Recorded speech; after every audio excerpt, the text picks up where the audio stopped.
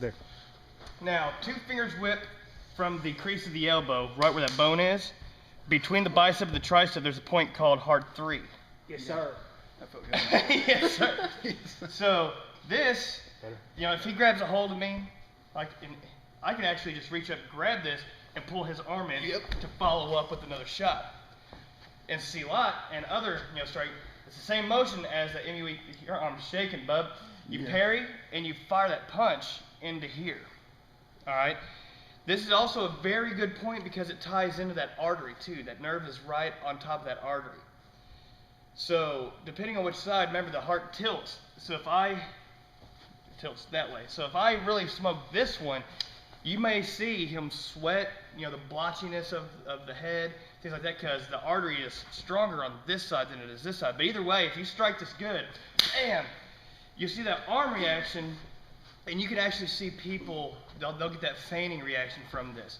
So, real lightly. Do you know why?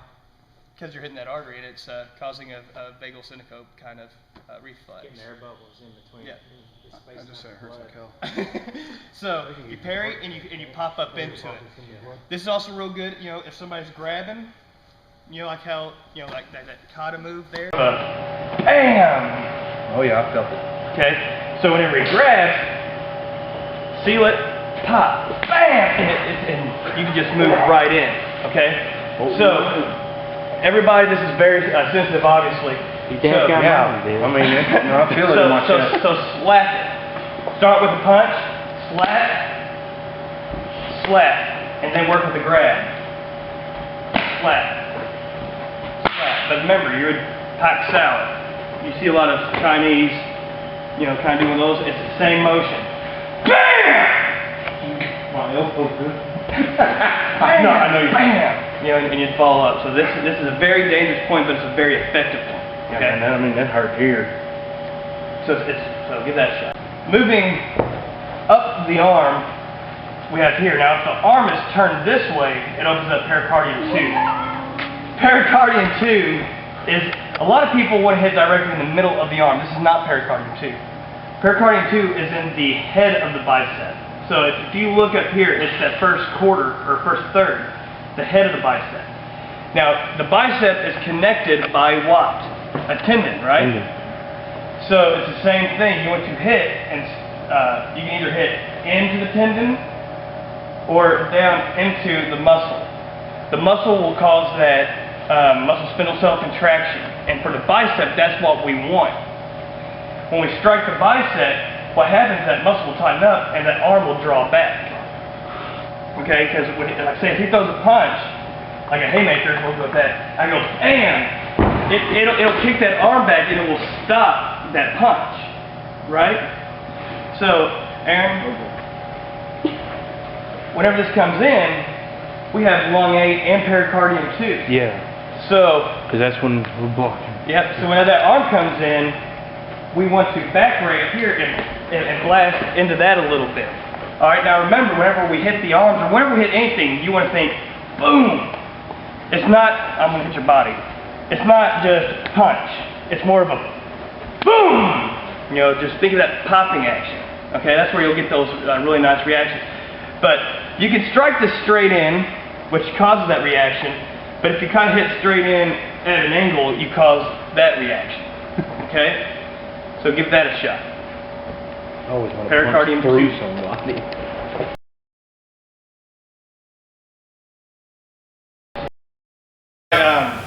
On the next 2 points on the head, there's going to be large intestine 18. Large intestine 18 is right behind this muscle group right here that connects the skull down to the neck. It's right behind it, and it kind of connects to it. But it's a third of the neck up. All right? It's 1/3 up. Now, you can pop straight in and get a reaction. All right? Has anybody seen the YouTube video of the Marines where the guy gets knocked out, and he's like, just give it a pop. Just give it a pop. And the dude just goes out. If you actually watch that, he's hitting this muscle, which is causing a blood knockout, but he's also clipping large intestine 18. Now, if you look though, this muscle group behind, because this muscle group comes down, this muscle group comes this way, and the muscle fibers run along this way. So you get more of an effect if you hit and stretch it downward. So if you just tap, you get more of an effect. All right, you get more of a dizzy feeling, you get more of the legs kicking out, you get more of that. So behind here, 1/3 of the way up is large intestine 18. All right, large intestine starts down here and it works its way up. So we have 10, 11, so on and so forth, up until large intestine 18. Okay, in, and then as soon as you connect, stretch it down. All right, too many people, when working with the muscle spindle cells, they graze. They don't do that penetrating. Like, imagine you have a sword, all right? With a sword, you wouldn't just swipe it, right? You wouldn't just slice it. You would chop it off, right? But to chop it off, you have to penetrate and grind through, right? It's not just this, it's this. So it's that same motion. You want to come in right there. Damn. All right, you want to go through. All right, so grab your partner and work with that really good.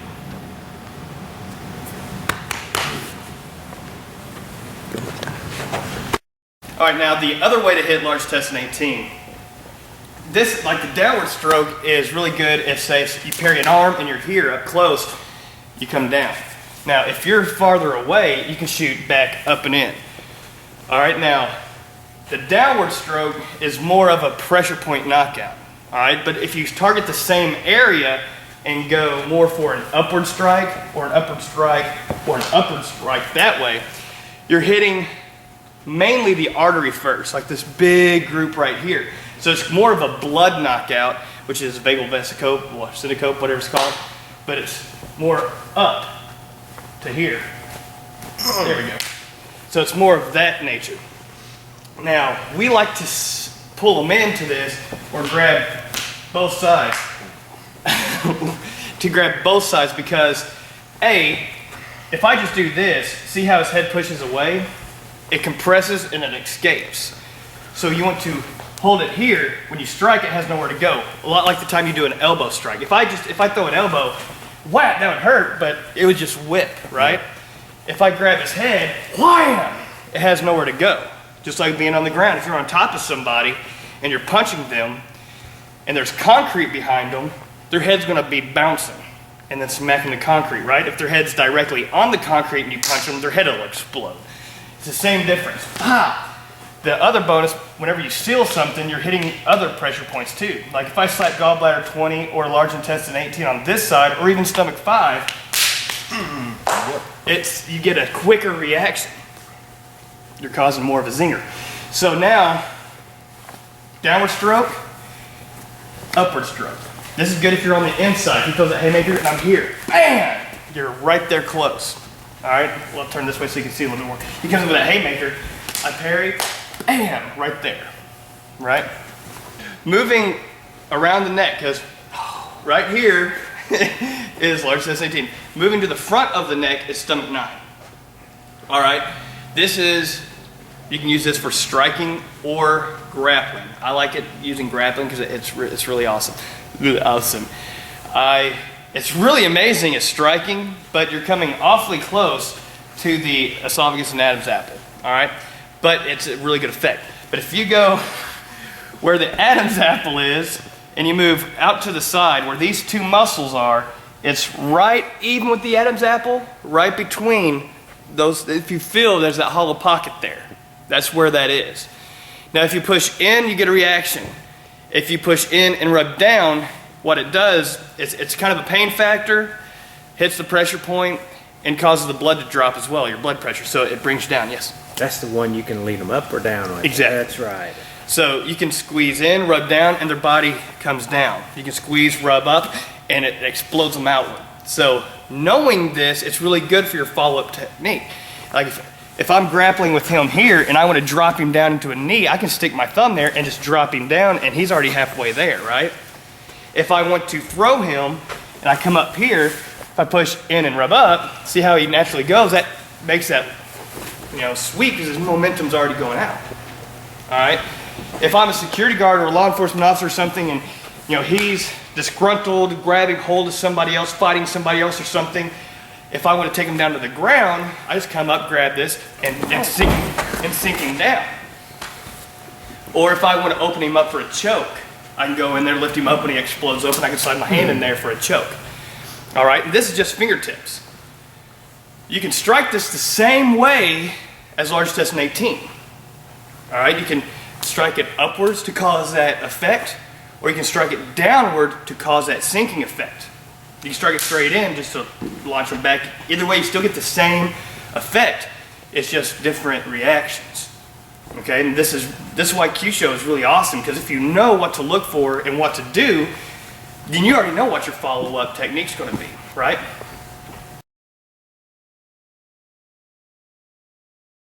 We worked on the back, now we're going to work to the front. Okay? Stomach 15 is one on the chest. Halfway between the nipple and the collarbone, right there in the middle is stomach 15. Okay? These want to be struck towards the heart as well. Standing up, if I just hit in and downward, he'll feel the heat and the blood pressure kind of change just from that right there. You kind of feel this weird feeling. But to cause more of a dysfunction, you want to strike towards the heart, so it'd be more there. It's more of a deep penetration feeling. Now, in a real life situation, if he's up, that's kind of compressed. It's going to be hard to really get, right? It's going to be really hard. Okay? So you'd have to, get this side, but how are you going to hit that towards the arm in a really good angle? Breaking down. Yeah, it's going to be hard. So break it down. You might be able to do it. I like doing this from like a grappling. If you're in the point of reference, it's a straight shot. Bam! Right there. Right?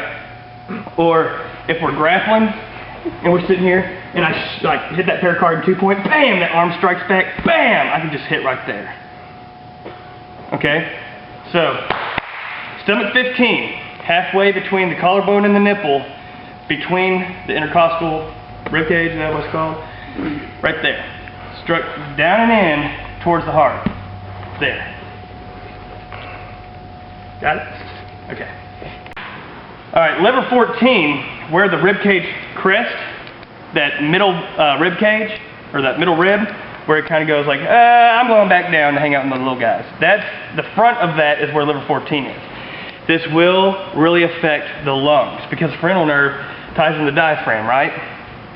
The diaphragm comes in right along those lines. Now, I can't really hit same side because it's not pinching that nerve. I had to pinch it in towards the ribs. So it's going to be more here. Okay? You just kind of grin. So it's right here in towards the lung kind of. You feel it in the back, don't you? So this is a really good, cross shot. Like if you're blocking somebody, it's good for one of those. Or it's good for a straight punch there. Or if you're lower and you sink that elbow there. But any way you get to it, you want to push it towards that rib right there. Sorry. So, right here. Right where that crest is, lever 14. Right there. Okay? I'm going to pinch it against the rib cage. It's really good for the lungs. Alright? It's really good, once again, if you're having this angle, one of those like body uppercuts, dirty boxing, hitting up into that liver. Bam! Alright? Yeah. So, you probably have blood spots all over you. So, it's going to be into the rib cage, alright? Lever 14. Got it? Give it that shot.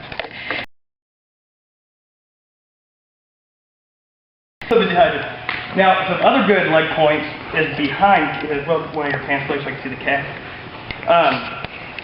Right in the middle of the calf is a very good point called bladder 56. This goes straight into the muscle too. If I'm standing up and I do a leg reap, this is good for those leg reaps. I like this best when you're down on the ground. If he's down on the ground, and I just squeeze this, it'll flatten his body out pretty simple. Alright? I kind of teach this to wrestlers.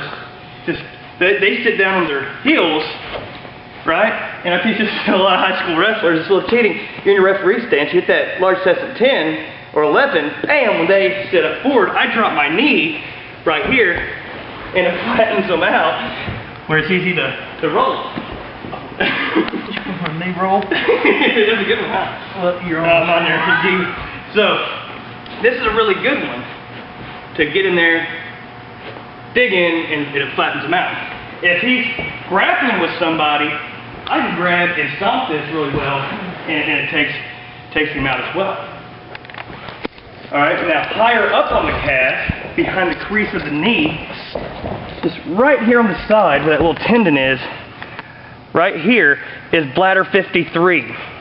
You want to strike this down. There we go. Inward. See how the calf muscle tightens up? That's what we want to do. Bam! Stretch that tendon. There. This is really good for leg trips and sweeps.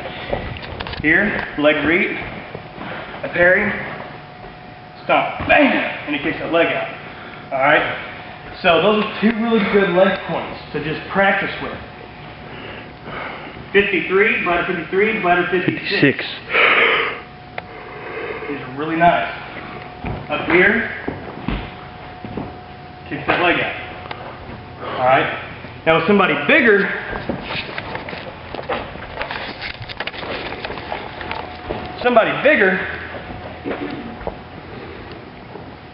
they have a whole lot more weight to come down. Now if I just strike that straight in, that sucks. If I kind of, once again, no shoes, hit and kind of grind that spindle cell, there's no way I'm going to catch it. I tried. I know. I wasn't expecting that neither. Just there. Just see how that leg kind of twitches, does that electrical shock? Now if I hit up there on that bladder 53, it's a little bit more sharp. So if I put a shoe on, now these are lightweight, flimsy shoes, but you can see the reaction is a little bit more profound, and that's just barely kicking compared to me really digging with my heel. Bladder 53 up here is right there as well. I just don't want to put pressure on my damn leg. It really kills that leg. Yeah, bad. So, in real life, you wouldn't just tap it. You would really stomp and rake that. Especially with these, I'm here, or if I'm going for a throw here, I have the point of reference, and I'm going for a throw, it's the same difference here. Instead of stomping and kicking the leg out, I can use their reaction to really stop that. Actually, because if he tries to get back on his feet, he really can't. He's doing his crip walk. The crippled walk. Yeah. So those are some really good leg points to work on as well.